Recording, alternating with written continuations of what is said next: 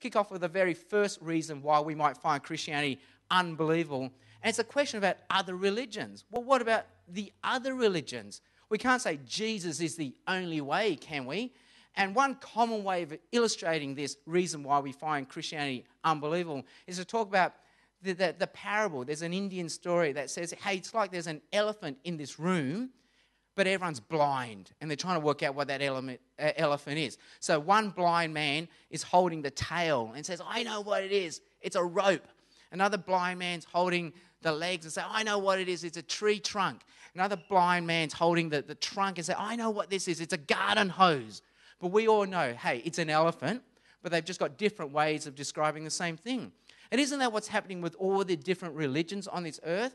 That they're just different, but they're just different ways of describing the same God. So how can we say Jesus is the only way to this God? The interesting thing is the Bible understands this objection, because in the Bible there's a story about how Jesus, who was a Jew, met a woman who was a Samaritan, and they started talking about religion. And when this happened, the woman from Samaria said to Jesus, who was a Jew, hey, listen. Before we talk about religion, you Jews, you want to worship on this mountain, but us Samaritans, we want to worship on this mountain. And I think what she's trying to say is, hey, you Jews, you've got your religion. Us Samaritans, we've got our religion. But in the end, they're all the same, aren't they? So in the end, aren't all religions just the same? Just culturally different ways of worshipping the same God? If you were born in Asia, you'd be a Buddhist. If you're born in the Middle East, you'd be Muslim. But hey, you're born in Australia, and that's why you're a Christian. So how might we go answering this reason? Well, I think I can say three things about this idea that all religions are the same. The first thing is this. If we want to say all religions are the same, just different ways of the same God, it's actually a very patronizing thing to say about the other religions. See, we think it's respectful, but it's actually very disrespectful. It's a very patronizing thing to say. And again, sorry for the rugby illustrations, but when I was in high school, I went to a private school where rugby was compulsory. And my brother and I played in the same team. And my brother was an Asian, obviously, and I was an Asian, and we were the only two Asians on the team. And what I noticed was we looked the same to the other team.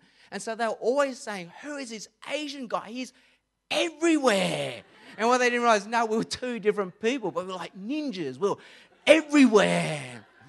And of course we know, we can joke about all Asians look the same, but we know we're not allowed to say it. Why? Because it's very patronizing, isn't it? They're all short and they all can't park. Because it's a stereotype. It's a caricature. It's not real. If you got to know a real Asian, you know they're not all the same. Yeah, they might have some superficial similarities, but really they're very different once you get to know them. It's the same with religions, isn't it? It's very patronizing to say, hey, you're all the same. So you go to the Muslims, say, hey, you Muslims, you're actually worshipping the same God that the Jews are worshipping. And the Muslim goes, no, we're not. Oh, no, trust me, you are. You're worshipping the same God. And then you go to the Jew, hey, you guys are worshipping the same God the Christians are worshipping. And they go, no, we're not. No, just trust me. I know your religion better than you know it. You're worshipping the same God. And then you go to a Christian and say, hey, you're worshipping the same God the Buddhists are worshipping. And the Christian go, no, we're not. No, just trust me. You're all worshipping the same God. So can you see how patronizing that actually ends up sounding? Another problem with trying to say all religions are the same is that it means we actually can't smell how influenced we are by our own culture when we actually say something like that. I grew up in a house where there was only one bathroom. So, these days houses have 2, 3, 5 bathrooms. But I grew up in a house where there was only one bathroom. And what that meant was my brother and I, when we'd wake up, we would have to race to the bathroom before Dad got in the bathroom. Because if Dad got in the bathroom first before us, when we got in there, it's like, the stench. It's like a brick wall of stench. Like, now we go. Dad, you've stuck out the bathroom. You've done it again. So it's always a race to get in the bathroom. Now, what's the problem with the way my brother and I are thinking?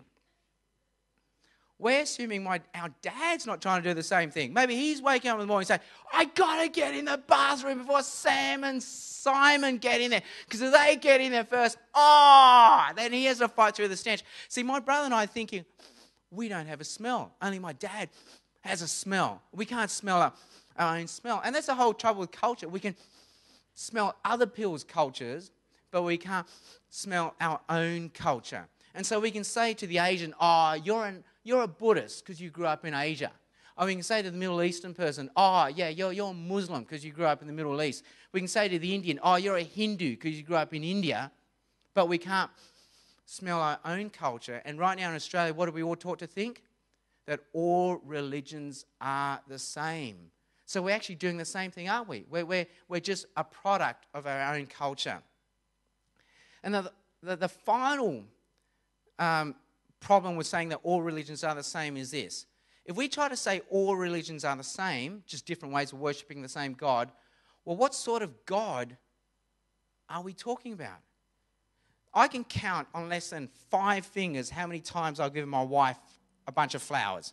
I've been married for over 14 years, but I don't get the flowers thing. I really don't get it. Like you go to a florist, give them $50, and you come with a bunch of flowers, you give them, and then you just watch them die. So I might as well get a $50 note, go to my wife tonight and say, hey, I love you. Here's $50. Now I'm going to flush it down the toilet. Gone. That's how much I love you. So that's what I'm doing when I get the flowers. Here's $50 worth of flowers. Now watch them die over the next 3 days. So I don't get the flowers thing. But now, let's say I went to a florist on the way home, one that's still open at 10 o'clock, and I go in there and say, I want to buy some flowers for my wife. Okay, what would you like? Would you like roses or lilies? And I say, roses, lilies, they're all the same. Okay, do you want big ones or little ones? Big ones, little ones, all the same. Okay, do you want one or do you want a bunch of flowers? One flower, bunch of flowers, it's all the same. All right, do you want a red flower or a yellow flower? Red flower, yellow flower, it's all the same. Now, I'm allowed to say that, but what flower is she going to give me? She actually can't give me a flower. All I've given her is the idea of a flower, which is so vague, so abstract, is no longer a real flower. And if we try to say, one God, many gods, it's all the same. Jesus, Muhammad, it's all the same. Reincarnation or resurrection after death, it's all the same. What we've done is come up with a vague idea of a God, but not a real God. And so we want a real personal God. It does matter how we come to him and what the facts are about this God. And what the Bible tells us is the problem with the elephant story and the blind people is this. In the story, the elephant can't talk. But according to the Bible, God can talk. And he talks by sending us his son, Jesus.